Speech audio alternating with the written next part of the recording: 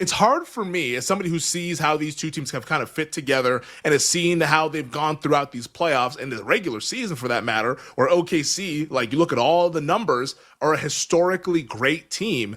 It's hard for me to think that OKC is going to be all of a sudden in some dogfight series with the Pacers. And that's no shade to the Pacers. It's more so praise for the Thunder and how great they've been so far this season. Like, I find it hard to believe that this is going to all of a sudden be 2-2 heading back to OKC for game 5, and all of a sudden maybe like a game 6 situation where the Thunder have to close it out on the road. So I like the Thunder to win tomorrow night. Like, I think they cover. They can get their first cover at the window in a road game in the playoffs. And like from a prop standpoint, like, hey, Isaiah Hartenstein with the rebounds. I'm going back to the well. Like, bet him before the series started, plus 550 to lead the series with rebounds. He's now like a co-favorite with Pascal Siakam and like that plus 150 range, over 7.5 rebounds. It's no longer plus money. Now you got to lay a little bit of juice, but I still think it's good because Hartenstein's really, really good on the glass. And I think it's a nice bounce back spot for J-Dub. Jalen Williams, who has been mediocre at best through the first 2 games of this NBA Finals.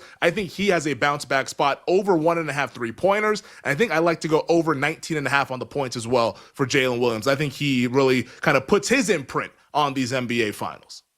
Love it. I love Jalen Williams. I went on Brad and PJ's show last night and gave out an SGP that involved him, and I'll get to that in a minute. The spread and total, we do have a little bit of a baseline to go off of, right? We've got 2 prior games, even though they were at OKC. These teams did play at Indiana earlier this year, back in December. OKC was a 5-point favorite. Total was 228. So, again, that's pretty much what the number is tomorrow night. So you're not getting that initial, oh, wow, this number has moved significantly more based off of the last game. Like, that's usually what we see, not only in the NBA, but in the NHL when you have these longer series. You have one game go decisively in one direction, and then you see the number swing, kind of like we're doing with Florida and Edmonton, swing very far in one direction, and then the value opens up on the other side. I don't think that's the case tomorrow night.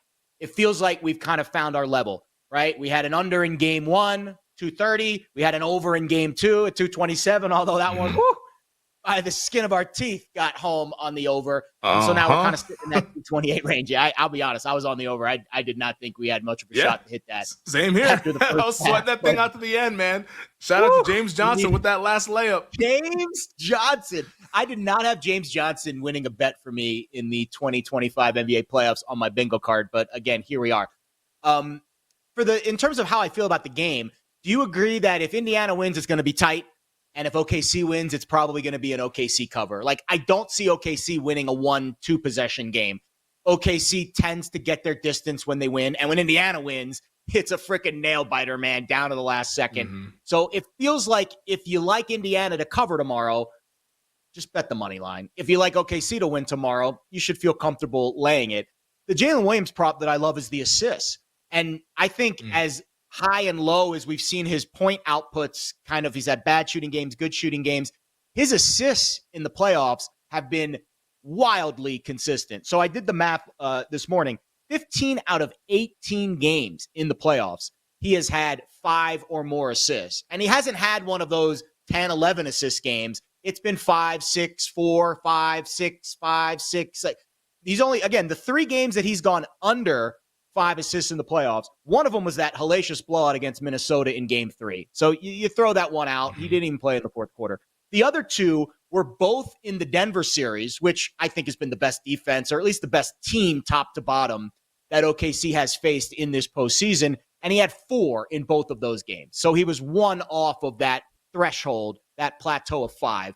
So I gave this out last night. You bet OKC on the money line or the spread. And then you take it with the Jalen Williams 5 or more assists. You pair that together, you're getting some pretty decent plus money there. So if you don't want to lay it with OKC, you're a little bit worried about the spread, you don't want to lay over $2 on the money line, I think OKC to win and Jalen Williams to have 5 or more assists, plus 130, plus 140, somewhere in that range feels like a pretty decent bet for tomorrow night.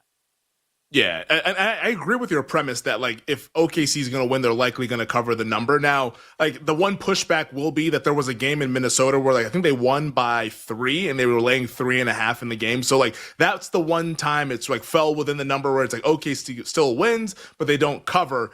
I just think that they're going to cover. And if Indiana keeps it close, Indiana probably just wins because like if there's one, I guess, kind of like nitpick for the Thunder, it's that okay, like what happens in close games when everybody knows SGA has the ball, and now we need Jalen Williams to step up, we need some of these other guys to step up on this stage. We've never seen them have to do that, and like we've seen it be a little bit clunky on like the playoff stage. Now this is the finals, so like, do you actually trust them? Like I ask you. 3 minutes, or sorry, a 3-point game, 1 minute to go. Do you feel good if you're back in OKC, or do you actually love it if you're on the Pacers side? I think you'd love it if you're on the Pacers side.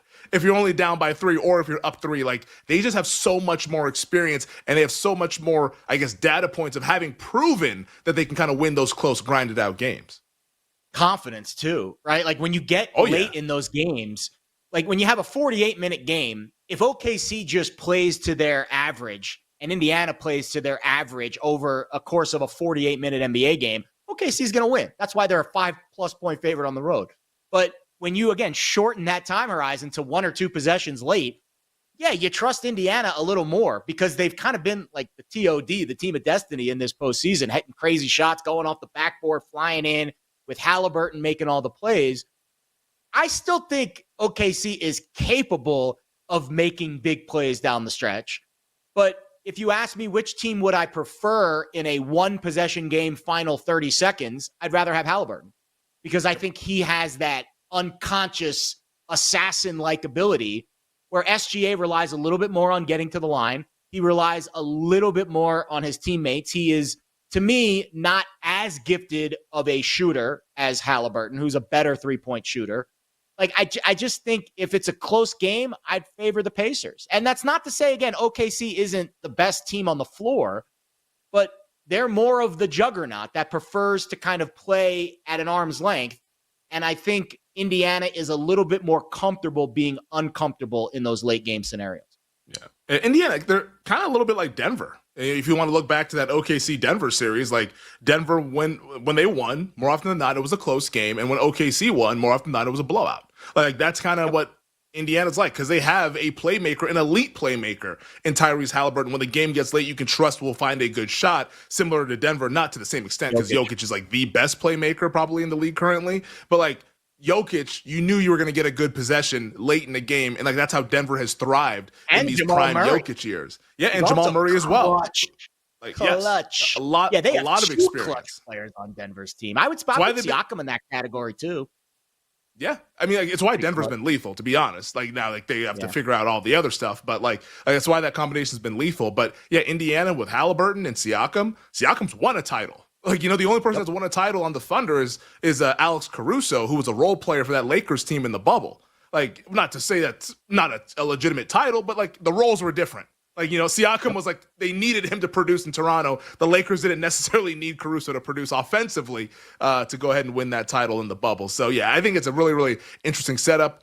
I agree. If you like the Pacers, plus 180 on the money line. You like the Thunder, lay the 5.5. Maybe you also look at laying some alts, like maybe Thunder laying 9.5 or Thunder 12.5 or something like that, to where you get some nice plus money on OKC to get it done.